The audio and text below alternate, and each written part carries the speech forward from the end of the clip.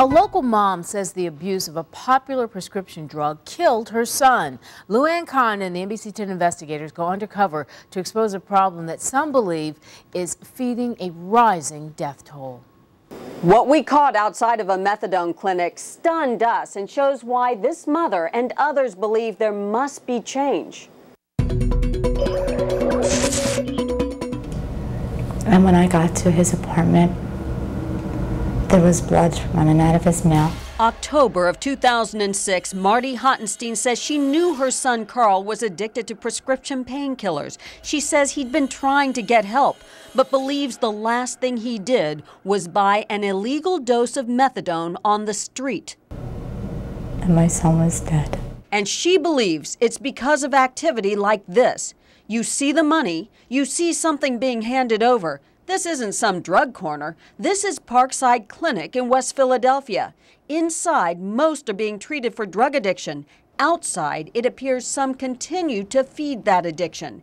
And this methadone clinic is paid for with your tax dollars. I messed up a lot of things using drugs. This former drug addict tells us one methadone clinic saved her life, but she says going to Parkside was a disaster. It's kind of hard when you're first trying to get clean to walk out of the place and they're selling drugs right in your face. Mostly pills. They sell their methadone bottles, you know, like take-home bottles. Methadone is often given to heroin and prescription drug addicts because experts say it reduces cravings, and it's easier to wean patients off of liquid methadone than have them go through a painful withdrawal. If you understood what an opiate withdrawal feels like, it's the most horrible feeling in the world. You could jump out of a window. Someone on methadone, they can hold a job.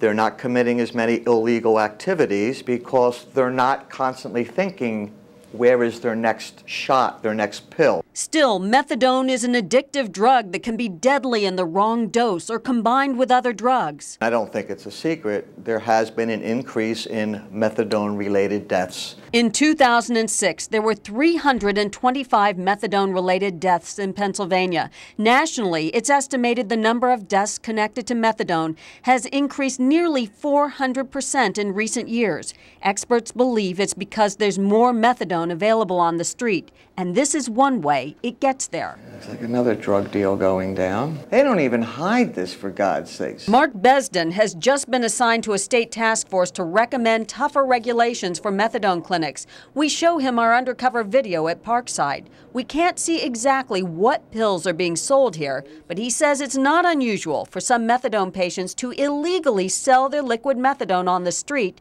then try to buy another kind of high. A lot of times I've seen people come out and hold the dose in their mouths and spit it back out when they get outside. Watch this man. On June 18th at the Parkside Clinic, we see him appear to deal with cash and pills and then go into the clinic and come out with some liquid in a bottle.